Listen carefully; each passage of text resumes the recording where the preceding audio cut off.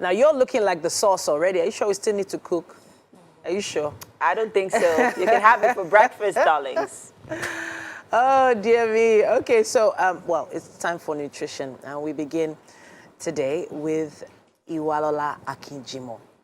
Now, she's a public health specialist, she's a nutritionist and avid sports lover, and she's going to be talking to us about the importance of consuming micronutrient-rich food. What are micronutrients? Well, that's my first question. You're welcome to the show, ma'am. Thank you so much for joining us. Thank you for having me. All right, so we need to sort of define what micronutrients represent. Okay, micronutrients are nutrients that you can get from food. And the reason why they're called micro is because you don't need them in large quantities like macronutrients, carbohydrates, fats, and protein. But then I call them small but mighty. Even though you need them in small quantities, they're essential to the proper functioning of the body.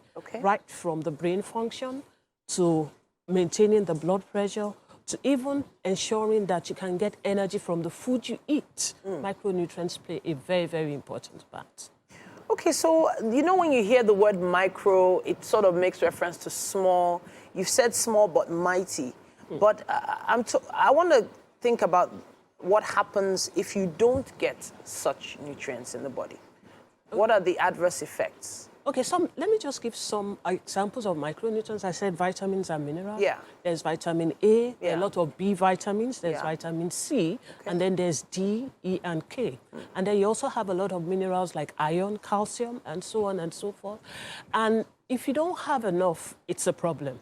So, for example, you look at a woman that is pregnant, she goes for antenatal clinic, she's given usually three micronutrients. She's given folic acid, iron, and folic acid, iron, and sometimes, B complex?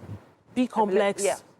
And it's important. Yeah, it's very important for the woman to take these supplements because the reason why she's being given the supplements is to ensure that our child is growing properly, the brain is developing properly, the cell divisions are going on excellently well. So the foundations for a good childhood and even adulthood is laid while the woman is pregnant. And so if the woman is not getting enough of those nutrients at that time, the likelihood is that the brain will not be properly developed, and then the child is not likely to develop properly. And so when you look at the incidence of micronutrients globally and even in Nigeria, you find out that a lot of children are having poor cognitive performance in schools as a result of the fact that they don't have enough, micronutrients in their food, or as a result of maybe malabsorption. And one of the key things to recognize about micronutrients is the fact that some are very, very important, like iron, it's absolutely important. The lack of it can have, you can have anemia. Calcium is very important to bone development, and if you don't have enough, and even vitamin C is also associated with bone development and the strength of the bone. And if you don't have a lot of these things adequate in your diet, you're not going to be able to perform very well in day-to-day duties, and the child might not be able to perform very well, even in school. So, in other words, when you're putting together a meal, a plate for your family, many parents are thinking, oh, yes, this plate must be full. But the question is now, full of what? Is it filled with carbohydrates or is it filled with fats? Are there enough micronutrients in it? For instance, there are kids getting ready for school right now. Parents putting together lunch bags. What can parents do to make sure that there are some adequate micronutrients in there? So one of the things I talked about last week was the fact that the more diversified your diet, the better, the higher the chances that you're going to be getting adequate micronutrients. So, for example, you're putting, you're packed together for your child. Do you have fruits in there? Do you have some vegetables in there? Do you have some carbohydrates in there? So if you, for example, prepare sandwich for your child and you put in some mincemeat, you put in some egg, you put in some onions. Of course, a lot of children don't like onions, so you might want to blend it a little bit and make it into the egg. Do you have carrots in there? Do you have cucumber? Those are some of the things that will ensure that the child has adequate micronutrients from the food. And so it's important. But you see a lot of people putting sugar drinks, carbonated drinks inside the pack. No, it's what you use to train your child that the child is likely to continue with even right up to adulthood. So packing your ensuring that the pack of food that you have for your child is diverse. You have your carbohydrates, you have your fruits, you have your vegetables, will ensure that the child is able to get adequate micronutrients from the food. Okay, so now I'm going to think about the average person who, honestly, time is limited in the morning. They're wondering, am I going to just start chopping vegetables now? Am I going to, you know what, let me just give them a multivitamin supplement every day. If I give this child a multivitamin supplement, am I not covered as a parent? Now, multivitamin, supplements are not usually recommended, except if your physician says that, okay, you need to put this child on a multivitamin. Because, one of the key things is that when you diversify the food as much as possible, the child will get adequate quantity. And, I mentioned certain things. Carrots, you don't have to chop. Cucumber, you probably don't have to chop.